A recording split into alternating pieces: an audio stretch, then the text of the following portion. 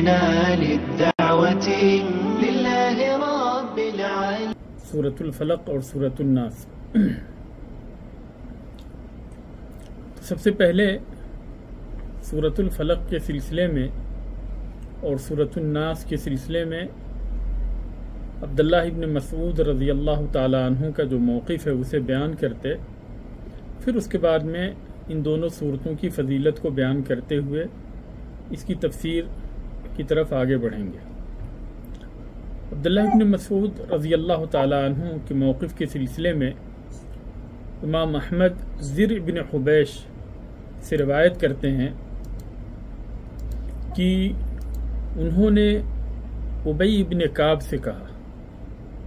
ان ابن مسعود لا یکتب المعوذتین فی مصحفہ، کہ عبداللہ ابن مسعود اپنے مصحف کے اندر ان دونوں صورتوں کو نہیں لکھتے. تو ابی ابن کعب نے یہ جواب دیا، اشہد ان رسول اللہ صلی اللہ علیہ وسلم اخبرنی، میں اس بات کی گواہی دیتا ہوں کہ رسول اللہ صلی اللہ علیہ وسلم نے مجھے اس بات کی خبر دی،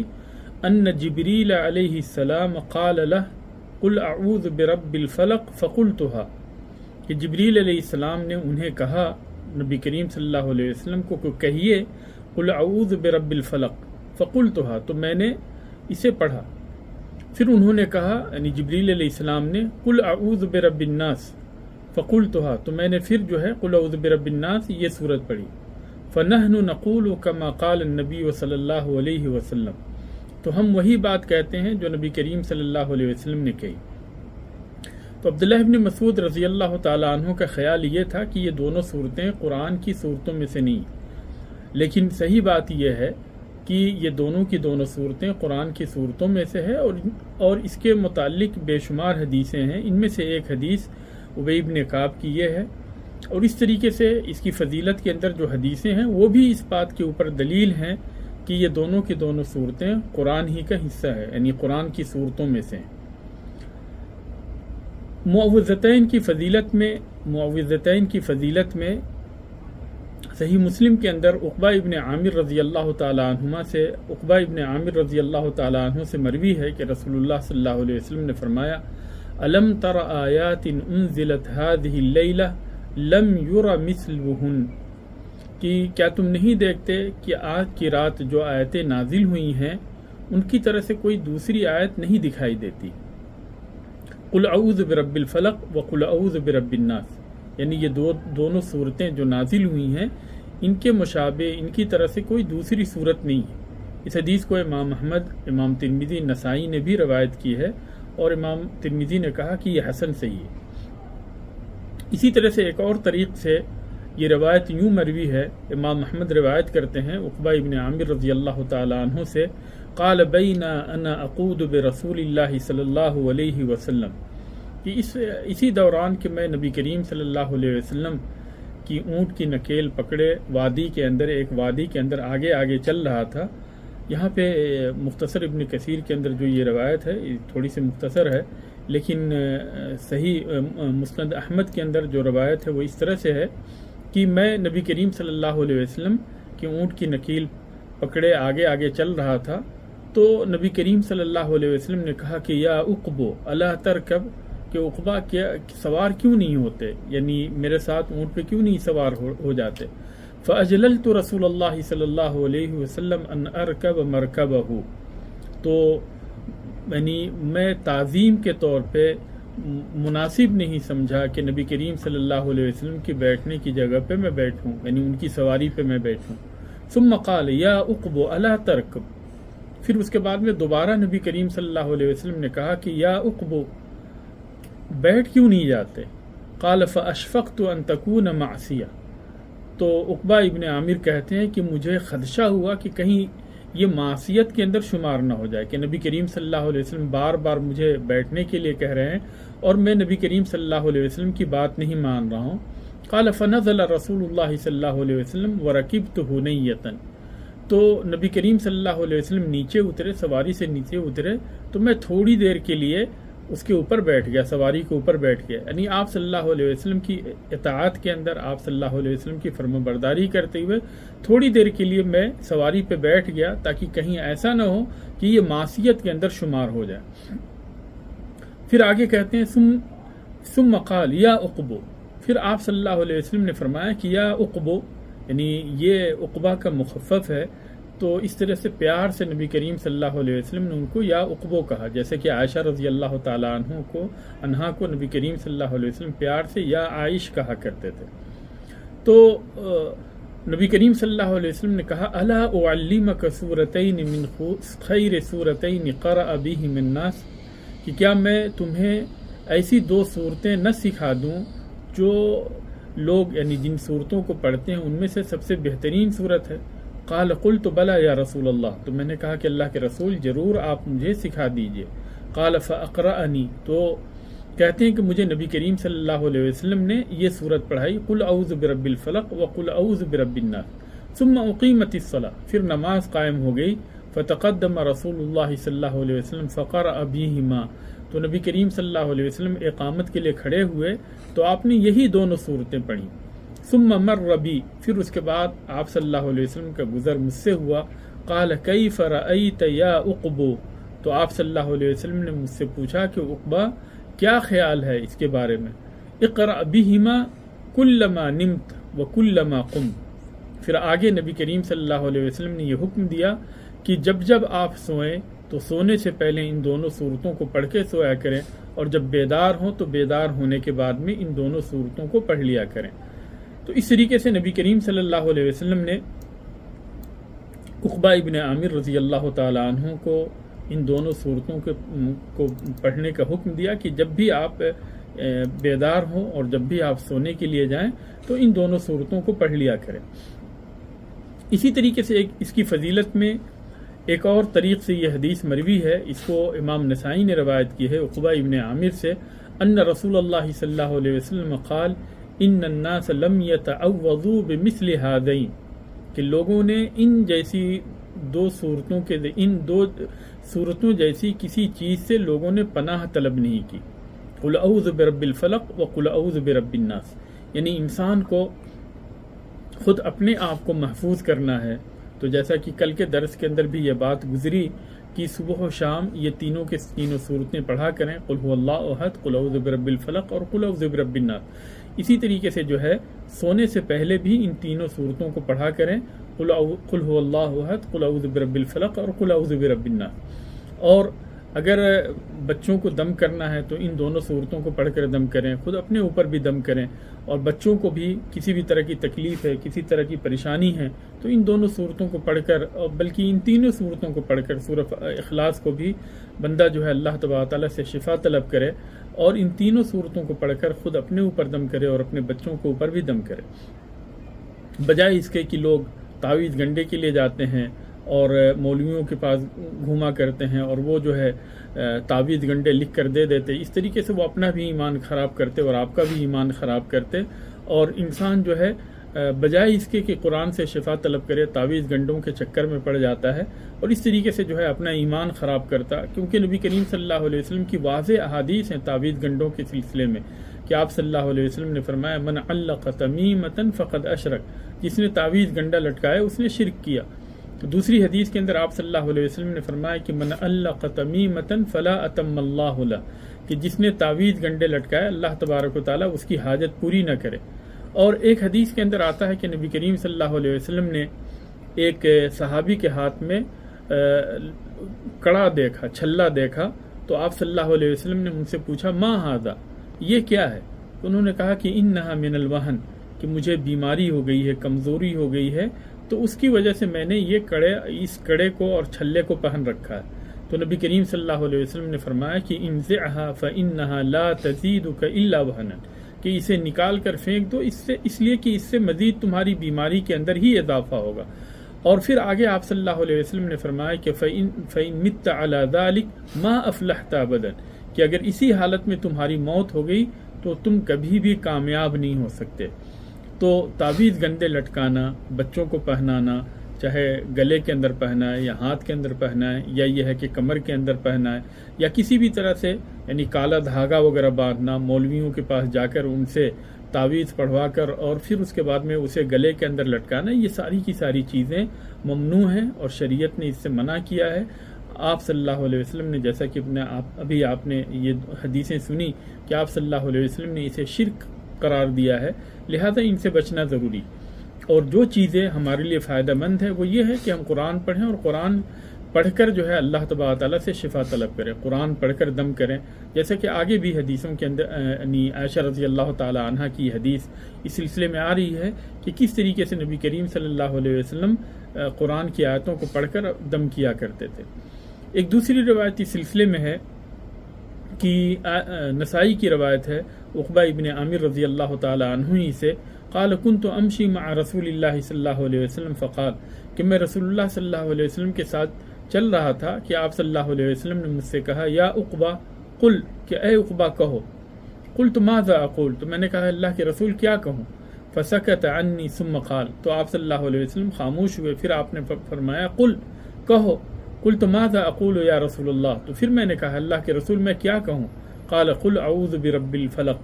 تو نبی صلی اللہ علیہ وسلم نے کہا کہ یہ سورہ پڑھو قل اعوذ برب الفلق فقرأتها حتى اتيت على آخرها تو میں نے یہ سورت مکمل پڑھی، پھر آپ نے کہا قل فقلت ماذا اقول یا رسول اللہ آپ نے کہا کہ کہو تو میں نے کہا کہ اللہ کے رسول میں کیا کہوں، قال قل اعوذ برب الناس فقرأت ثم اتيت على آخرها تو آپ صلی اللہ علیہ وسلم نے کہا کہ قل اعوذ برب الناس پڑھو تو میں نے اسے اخیر تک پڑھا، پھر آپ صلی اللہ علیہ وسلم نے اس وقت کہا ما سأل سائل بمثلها ولا استعاذ مستعیذ بمثلها کہ کسی سوال کرنے والے نے اس جیسی کسی صورت سے سوال نہیں کیا، کسی سوال کرنے والے نے اس جیسی چیزوں سے سوال نہیں کیا اور نہیں کسی پناہ طلب کرنے والے نے اس جیسی کسی دوسری چیز سے پناہ طلب کی۔ تو یہ دونوں کے دونوں صورتیں بہت ہی عظیم ہیں، اس لیے جو ہے اگر آپ کو یا کسی کو بھی اگر نظر کا خدشہ ہو کہ اسے نظر لگ جائے گی یا یہ ہے کہ بچوں کے اوپر نظر لگنے کا خدشہ ہو یا بار بار بچوں کو نظر لگ جاتی ہے تو ایسی صورت میں صبح و شام بچوں کو دم کرنا، ان دونوں صورتوں کو پڑھ کر بچوں کو دم کرنا، اور اسی طریقے سے صبح و شام جو ہے دونوں صورتوں ہی نہیں بلکہ اس سے پہلے یعنی یہ بات گزر چکی ہے کہ قل هو اللہ احد یعنی سورۃ الاخلاص اور یہ دونوں صورتیں معوذتین، ان تینوں کو پڑھ کر جو ہے صبح و شام دم کیا کریں، خود پڑھا کریں، اور اگر بچوں کو پڑھنا ہے تو بچوں کے اوپر بھی اس کو پڑھیں، اگر بچے جو ہے خود پڑھ سکتے ہیں تو انہیں کہیں کہ وہ خود سے ان صورتوں کو پڑھا کریں، اسی طرح سے رات میں بھی سونے سے پہلے ان صورتوں کو پڑھا کریں۔ ایک اور روایت آتی ہے، نسائی کی روایت ہے ابن عابس الجہنی سے ان نبی صلی اللہ علیہ وسلم قال له کہ نبی کریم صلی اللہ علیہ وسلم نے ان سے کہا یا ابن عابس الا ادلک او الا اخبرک بافضل ما يتعوذ به المتعوذون کہ کیا میں اس کے بارے میں آپ کو بتا نہ دوں، اس کے بارے میں آپ کو یعنی آپ کی توجیہ نہ کر دوں کہ جس سے تعوذ طلب کرنے والے، استعاذہ طلب کرنے والے جس سے استعاذہ طلب کرتے ہیں، کیا ان میں سے سب سے افضل استعاذے کے بارے میں آپ کو نہ بتا دوں؟ قال بلا یا رسول اللہ تو انہوں نے کہا کہ اللہ کے رسول آپ مجھے ضرور بتا دیں۔ فقال تو آپ صلی اللہ علیہ وسلم نے فرمایا قل اعوذ برب الفلق وقل اعوذ برب الناس ہاتان السورتان، یہ دونوں صورتیں ہیں کہ اس سے افضل یعنی تعوذ نہیں، اس سے افضل استعاذہ نہیں۔ اگر انسان کو اللہ تبارک و تعالیٰ کی پناہ میں آنا ہے تو سب سے بہترین کلمات جو ہیں وہ ان دونوں صورتوں کے کلمات ہیں کہ ان دونوں صورتوں کے ذریعے سے بندہ اللہ تبارک و تعالیٰ کی پناہ میں آئے۔ اسی طرح سے عائشہ رضی اللہ تعالی عنہ کی روایت ہے، امام مالک رحمہ اللہ روایت کرتے ہیں کہ ان رسول اللہ صلی اللہ علیہ وسلم کان اذا اشتکا یقرأ علی نفسه بالمعوذتین وینفث۔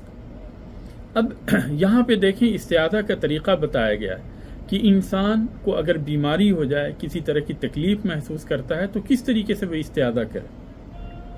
اور نبی کریم صلی اللہ علیہ وسلم کو جب کوئی تکلیف ہوتی تھی تو آپ صلی اللہ علیہ وسلم کیا کرتے تھے؟ عائشہ رضی اللہ تعالی عنہ نے اسے بیان کیا. امام مالک رحمہ اللہ عائشہ رضی اللہ تعالی عنہ سے روایت کرتے ہیں کہ رسول اللہ صلی اللہ علیہ وسلم کو جب کسی طرح کی تکلیف ہوتی یقرأ علی نفسہ بالمعوذتین، تو نبی کریم صلی اللہ علیہ وسلم قل اعوذ برب الفلق اور قل اعوذ برب الناس یہ دونوں صورتیں پڑھا کرتے تھے. وینفس، اور پھر اس کے بعد میں اپنے اوپر یعنی تھوکا کرتے تھے، یعنی ہلکا سا لعاب آئے اور اسے اپنی تکلیف کی جگہ پہ یا اپنے بدن کے اوپر کیا کرتے تھے. تو اس طریقے سے عائشہ رضی اللہ تعالی عنہ نے نبی کریم صلی اللہ علیہ وسلم کی سیرت کے بارے میں بتایا کہ کس طریقے سے نبی کریم صلی اللہ علیہ وسلم رقیہ کیا کرتے تھے. اگر خود تکلیف ہوتی تھی تو کس طرح سے رقیہ کرتے تھے. اور اسی طرح سے اس کے اندر ہمارے لیے بھی اس بات کی دلیل ہے کہ اگر ہمیں کسی طرح کی تکلیف ہوتی ہے تو ہمیں کسی مولوی کے پاس، کسی پیر کے پاس، کسی فقیر کے پاس، ان سارے لوگوں کے پاس جانے کی ضرورت نہیں ہے، بلکہ خود ہم جو ہے ان صورتوں کو پڑھیں اور پڑھ کر اپنے اوپر دم کریں. فلما اشتد وجعه، عائشہ رضی اللہ تعالی عنہ کہتی ہیں کہ جب نبی کریم صلی اللہ علیہ وسلم کی تکلیف حد سے زیادہ بڑھ گئی، کنت اقرأ علیہ بالمعوذات، تو میں نبی کریم صلی اللہ علیہ وسلم کے اوپر یہ دونوں صورتیں پڑھا کرتی تھی. وامسح بیدہ علیہ، اور آپ صلی اللہ علیہ وسلم کے ہاتھ کو آپ کے جسم کے اوپر پھیرا کرتی تھی، رجاء برکتہ، یعنی برکت کے طور پہ آپ صلی اللہ علیہ وسلم کے خود اپنے ہاتھ کو آپ کے جسم کے اوپر پھیرا کرتی تھی. تو اس سے پتہ یہ چلا کہ انسان جو ہے خود پڑھے. اگر خود وہ نہیں پڑھ سکتا ہے، تکلیف بہت زیادہ ہے، تو اس کے گھر کے جو بھی لوگ ہیں، اس کے بھائی ہیں، بہن ہیں، ماں ہیں، بیٹا ہے، بیٹی ہے، شوہر ہے، بیوی ہے، جو بھی ہے، ایک دوسرے کے اوپر ان دونوں صورتوں کو پڑھ کر دم کر سکتے، بلکہ تینوں صورتوں کو پڑھیں تو یہ زیادہ افضل ہے، زیادہ بہتر ہے کہ سورۃ الاخلاص اور اس کے بعد میں قل اعوذ برب الفلق، قل اعوذ برب الناس. اسی طریقے سے اگر ان صورتوں کے ساتھ سورۃ الفاتحہ کو بھی شامل کر لیتے ہیں اور آیت الکرسی کو اور سورۃ البقرہ کی آخری دونوں آیتوں کو، تو اور بھی زیادہ یعنی بہتر ہوگا. تو ان صورتوں کو پڑھ کر خود اپنے اوپر دم کریں، اور اسی طریقے سے جو ہے بال بچے کے اوپر، جس کے اوپر بھی گھر کے اندر کوئی بھی مریض ہے، اسے کسی بھی طرح کی تکلیف ہے، تو ان صورتوں کو پڑھ کر ان کے اوپر دم کریں. اللہ تبارک و تعالی شفا دینے والا. ابو سعید رضی اللہ تعالی عنہ سے روایت ہے، ابو سعید خدری رضی اللہ تعالی عنہ سے، کہ ان رسول اللہ صلی اللہ علیہ وسلم کان یتعوذ من اعین الجان و اعین الانسان، کہ نبی کریم صلی اللہ علیہ وسلم جنوں کی نظر سے اور انسانوں کی نظر سے پناہ طلب کیا کرتے تھے، اللہ تبارک و تعالیٰ کی پناہ کے اندر آیا کرتے تھے. فلما نزلت المعوذتان، تو لیکن جب یہ دونوں صورتیں نازل ہوئیں، سورۃ الفلق اور سورۃ الناس، اخذ بہما وترک ما سواہما، تو دوسری جو دعائیں تھیں ان ساری دعاؤں کو نبی صلی اللہ علیہ وسلم نے چھوڑ دیا اور انہی دونوں صورتوں کے ذریعے سے آپ صلی اللہ علیہ وسلم استعاذہ طلب کیا کرتے تھے، استعاذہ کرنے لگے. اس حدیث کو امام ترمذی، نسائی، ابن ماجہ نے روایت کی ہے، اور امام ترمذی کہتے ہیں کہ یہ حدیث حسن صحیح ہے. بسم اللہ الرحمن الرحیم، اللہ کے نام سے شروع کرتا ہوں جو بڑا مہربان نہایت رحم کرنے والا ہے. قل اعوذ برب الفلق، اے نبی کہہ دیجئے اعوذ برب الفلق، کہ میں صبح کے رب کی پناہ میں آتا ہوں. من شر ما خلق، ہر اس چیز کے شر سے جو اس نے پیدا کی. ومن شر غاسق اذا وقب، اور رات کے شر سے، اندھیری رات کے شر سے جب اندھیرا چھا جائے. ومن شر النفاثات فی العقد، اور گرہ لگا کر اس کے اندر پھونکنے والیوں کے شر سے. ومن شر حاسد اذا حسد، اور حسد کرنے والے کے شر سے جب وہ حسد کرے. ابن ابی حاتم نے جابر رضی اللہ تعالی عنہ سے روایت کیا ہے کہ فلق کا مطلب صبح ہے، فلق کا مطلب صبح ہے، یعنی قل اعوذ برب الفلق، صبح کے رب کی پناہ میں آتا ہوں. تو یہاں پہ فلق سے مطلب جو ہے کا معنی جو ہے صبح ہے. اسی طرح سے عبداللہ ابن عباس رضی اللہ تعالی عنہما نے بھی بیان کیا ہے کہ فلق کا مطلب صبح ہے. اور اس کا معنی یہ بھی بیان کیا گیا ہے کہ یہ یعنی قل اعوذ برب الفلق اللہ تبارک و تعالیٰ کی اس قول کی طرح سے ہے کہ فالق الاصباح، کہ صبح کو رات کے اندر سے نکالنے والا. تو اللہ تبارک و تعالیٰ جو ہے صبح کو رات کے اندر سے نکالتا ہے، رات کے بعد جو ہے اللہ تبارک و تعالیٰ صبح کو لے کر آتا ہے. من شر ما خلق، ہر اس چیز کی برائی سے جسے اللہ تبارک و تعالیٰ نے پیدا کیا، یعنی پوری مخلوق کی برائی سے اللہ تبارک و تعالیٰ کی پناہ میں آتے ہیں، صبح کے رب کی پناہ میں آتے ہیں۔ ثابت بنانی کہتے ہیں اور حسن بصری کہ جہنم، ابلیس اور اس کی اولاد یہ سب بھی اللہ تبارک و تعالیٰ کی مخلوق میں سے۔ ومن شر غاسق اذا وقب، اور رات کی برائی سے، اندھیری رات کی برائی سے جبکہ وہ چھا جائے۔ تو یہاں پہ غاسق کے کئی ایک معنی بیان کیے گئے ہیں۔ ایک تو غروب الشمس کا بھی معنی بیان کیا گیا ہے کہ سورج ڈوبنے کی برائی سے، یعنی اس کے بعد میں جو اندھیرے میں جو برائی ہوتی ہے کہ جب وہ ڈوب جائے، جب وہ چھا جائے تو اس کی برائی سے۔ اور یہ بھی کہا گیا ہے، غاسق کا مطلب یہ بھی بیان کیا گیا ہے کہ اس آیت کا مطلب یہ ہے کہ انہ اللیل اذا اقبل بظلامہ، کہ رات کی تاریکی کی برائی سے جب اس کی تاریکی پھیل جائے تو اس سے اللہ تبارک و تعالیٰ کی پناہ کے اندر آیا گیا ہے۔ اور اسی طریقے سے یہ بھی کہا گیا ہے کہ اس سے مطلب، اس کا مطلب یعنی غاسق کا مطلب ہے کہ سورج جب ڈوب جائے۔ اور یہ بھی کہا گیا ہے کہ ستارے، اس کے مطلب جو ہے ستارے ہیں کہ یعنی ستارے جب ڈوب جائیں تو یہ اس کا مطلب ہے۔ اور اس کا مطلب یہ بھی بیان کیا گیا ہے کہ چاند ہے، یعنی جب چاند ڈوب جائے، یا یہ ہے کہ چاند جب ڈوبنے والا ہو تو اس وقت یعنی اندھیرا جو چھا جاتا ہے اس کی برائی سے اللہ تبارک و تعالیٰ کی پناہ طلب کی گئی۔ اور کہتے ہیں، ابن کثیر کہتے ہیں کہ اس کے اندر یعنی جن لوگوں نے چاند کا معنی لیا ہے ان کی دلیل یہ ہے کہ نبی کریم صلی اللہ علیہ وسلم نے، جیسا کہ امام احمد نے یہ حدیث روایت کی ہے کہ نبی کریم صلی اللہ علیہ وسلم الحمدللہ کہ نبی کریم صلی اللہ علیہ وسلم نے، جیسا کہ عائشہ رضی اللہ تعالی عنہ کی روایت ہے کہ وہ کہتی ہیں کہ رسول اللہ صلی اللہ علیہ وسلم نے میرا ہاتھ پکڑا فاران القمر، اور ہاتھ پکڑنے کے بعد میں مجھے آپ صلی اللہ علیہ وسلم نے چاند دکھایا، اور پھر اس کے بعد میں آپ صلی اللہ علیہ وسلم نے کہا کہ تعوذی باللہ من شر هذا الغاسق اذا وقب، کہ اللہ تبارک و تعالیٰ سے پناہ طلب کرو اس سے، یعنی چاند کے ڈوبنے سے جبکہ وہ ڈوب جائے۔ تو یعنی اس کے مختلف معنی کیے گئے ہیں۔ بہرحال حاصل کلام یہ ہے کہ اندھیری رات کی برائی سے اللہ تبارک و تعالیٰ کی پناہ طلب کی گئی ہے، کیونکہ جب رات کا اندھیرا، جب رات کے اندر اندھیرا چھاتا ہے تو پھر اس کے بعد میں اندھیرے کا فائدہ اٹھاتے ہوئے بہت سارے جرم کو انجام دینے والے اپنا جرم انجام دیتے ہیں، یا اسی طرح سے کیڑے مکوڑے، سانپ وغیرہ یہ ساری کی ساری چیزیں پھیل جاتی ہیں۔ تو ان ساری چیزوں کی برائی سے اللہ تبارک و تعالیٰ کی پناہ طلب کی گئی۔ ومن شر النفاثات فی العقد، اور گرہ لگا کر اس کے اندر پھونکنے والیوں کے شر سے۔ اور اس سے مراد جو ہے یہ یعنی جادو کرنے والی، یا اسی طرح سے یعنی جو پھونک کر جو ہے کسی کے اوپر جادو کیا کرتی ہیں، تو یہ ساری کی ساری عورتیں یعنی مراد ہیں۔ اور اسی طرح سے صرف عورتیں ہی مراد نہیں، بلکہ کوئی بھی جو کہ جادو کرے اور گرہ لگا کر اس کے اندر پھونکتا ہے، جادو کرتا ہے، تو وہ سارے کے سارے اس سے مراد ہیں۔ ایک حدیث کے اندر آتا ہے کہ جبریل علیہ السلام نبی کریم صلی اللہ علیہ وسلم کے پاس آئے، اور آ کر انہوں نے نبی کریم صلی اللہ علیہ وسلم سے پوچھا، اشتکیت یا محمد، کہ اے محمد صلی اللہ علیہ وسلم کیا آپ بیمار ہیں؟ فقال نعم، تو آپ صلی اللہ علیہ وسلم نے کہا کہ ہاں۔ فقال بسم اللہ ارقیق من کل داء یؤذیک ومن شر کل حاسد وعین اللہ یشفیک۔ یہ بھی ایک عظیم ترین رقیہ ہے، اور جبریل علیہ السلام نے ان دعاؤں کے ذریعے سے نبی کریم صلی اللہ علیہ وسلم کو رقیہ کیا، نبی کریم صلی اللہ علیہ وسلم کو دم کیا۔ تو اس دعا کو بھی یاد کر لیں۔ اور کسی بھی آپ کے گھر کے اندر کسی بچے کی طبیعت خراب ہے، بڑے کی طبیعت خراب ہے، کسی کی بھی طبیعت خراب ہے، تو اس دعا کے ذریعے سے گھر کے بچوں کو، گھر کے افراد کو آپ دم کریں۔ بسم اللہ ارقیق، کہ اللہ کے نام سے میں رقیہ کرتا ہوں، من کل داء یؤذیک، ہر اس بیماری سے جو کہ آپ کو تکلیف دے رہی ہے، ومن شر کل حاسد، اور میں ہر حسد کرنے والے کی حسد سے رقیہ کر رہا ہوں، وعین، اور ہر نظر لگانے والی کی نظر سے میں آپ کو رقیہ کر رہا ہوں، اللہ یشفیک، اللہ تبارک و تعالیٰ آپ کو شفا عطا کرے۔ تو یہ بھی ایک عظیم ترین رقیہ ہے،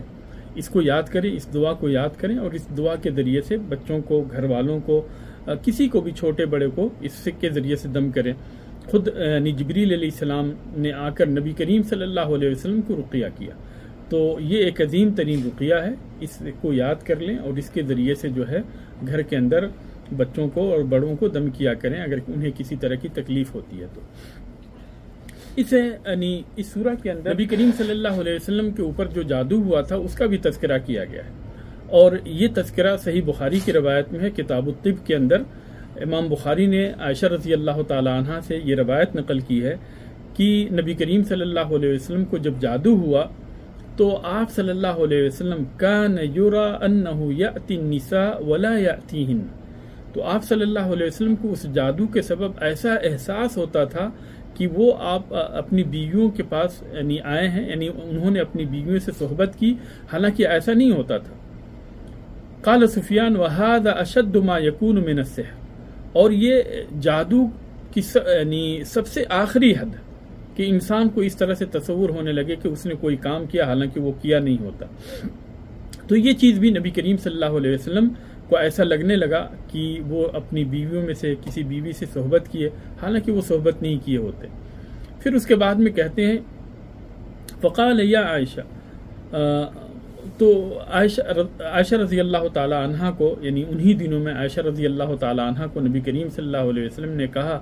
اعلمتی ان اللہ قد افتانی فی مستفتیتہ فی، کہ اللہ تبارک و تعالیٰ سے جو میں نے پوچھا تھا اللہ تبارک و تعالیٰ نے اس کے بارے میں مجھے بتا دیا. اور کیسے بتایا؟ اتانی رجلان فقعد احدہما عند راسی والآخر عند رجلی، کہ میرے پاس دو لوگ آئے یعنی دو فرشتے آئے، ان میں سے ایک میرے سرہانے بیٹھا اور ایک میرے پیتانے بیٹھا. فقال الذي عند رأسي للآخر، تو جو میرے سر کے پاس بیٹھا ہوا تھا اس نے دوسرے سے کہا ما بال الرجل، اس آدمی کو کیا ہو گیا؟ قال مطبوب، تو دوسرے نے کہا کہ وہ مسحور ہے، اس کو یعنی جادو ہو گیا. قال ومن طبہ، کس نے اس کو جادو کیا؟ تو دوسرے نے جواب دیا کہ لبید ابن عاصم، کہ لبید ابن عاصم نے ان کو جادو کیا ہے. رجل من بنی زریق حلیف لیہود، یہ بنو زریق کا ایک آدمی ہے جو کہ یہودیوں کا حلیف تھا، یعنی ان کے اور یہودیوں کے درمیان عہد و پیمان تھا. کان منافقا، اور یہ شخص جو ہے منافق تھا. قال فیما، یعنی کس چیز کے اندر اس نے جادو کیا ہے؟ قال فی مشتن و مشاتہ،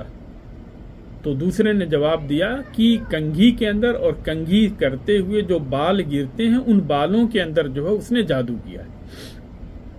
تو اس لیے جو ہے انسان جب کنگھی کرے، خاص طور سے اگر گھر کے اندر ایسی عورتیں آتی جاتی ہیں کہ جن کے بارے میں شک ہو کہ وہ نظریں لگاتی ہیں یا یہ ہے کہ جادو وغیرہ کے بارے میں شک ہو،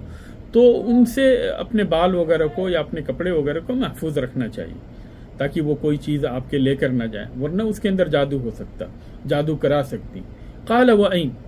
پھر اس کے بعد میں انہوں نے پوچھا، یعنی ایک نے پوچھا کہ کہاں یہ جادو جو ہوا ہے کہاں ہوا؟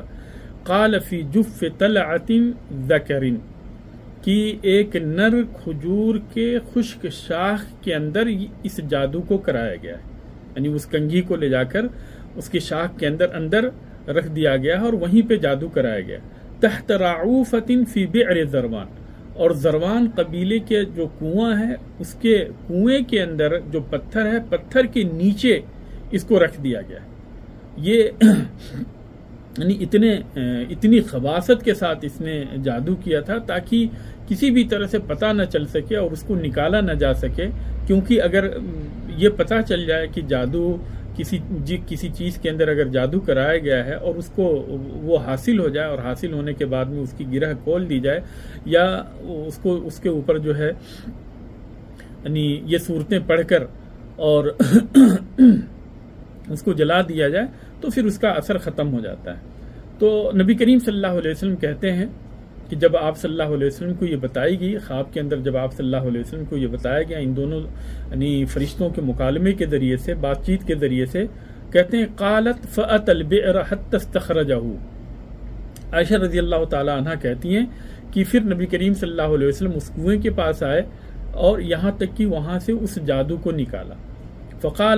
فقال هذه البئر التي أريتها، اور نبی کریم صلی اللہ علیہ وسلم وہاں پہ پہنچ کر آپ نے بتایا کہ یہی بئر ہے، یہی کنواں ہے جس کو مجھے خواب میں دکھایا گیا. وَكَأَنَّ مَاءَهَا نُقَاءَةُ الْحِنَّةِ، اور اس کا پانی اس طرح سے ہو گیا تھا جیسے مہدی کو جب نچوڑا جائے تو اس کا پانی یعنی سرخ ہو جاتا ہے، اس طریقے سے اس کا پانی سرخ ہو گیا تھا۔ وَكَأَنَّ نَخْلَهَا رُؤُوسُ الشَّيَاطِينِ، اور اس کے یعنی کھجور کے سر جو ہے وہ شیطان کے سروں کی طرح سے تھے۔ قال فاستخرج، تو کہتے ہیں کہ پھر نبی کریم صلی اللہ علیہ وسلم نے اسے نکالا۔ فقلت افلا تنشرت، تو میں نے کہا کہ اللہ کے رسول کیا آپ نے اس کو باطل نہیں کرا؟ فقال اما اللہ فقد شفانی، کہ اللہ تبارک و تعالی نے مجھے شفا دے دی۔ وَأَكْرَهُ أَنْ أُثِيرَ عَلَىٰ أَحَدٍ مِّنَ النَّاسِ شَرًّا، اور میں یہ مناسب نہیں سمجھتا کہ لوگوں میں سے کسی ایک کے بارے میں بری بات کہوں۔ تو اس طریقے سے نبی کریم صلی اللہ علیہ وسلم نے نکالا، اور نکالنے کے بعد میں اس کو باطل کر دیا، یعنی اس کے اوپر جو ہے یہ دونوں صورتیں پڑھ کر، قل هو اللہ احد اور یہ دونوں صورتیں پڑھ کر جو ہے، پڑھنے کے ساتھ ساتھ جو ہے اس کے اندر اگر گرہ لگے ہوئے ہیں تو اس گرہ کو کھول دیں اور اس کو جلا دیں، تو الحمدللہ اس کا اثر ختم ہو جاتا ہے۔ بسم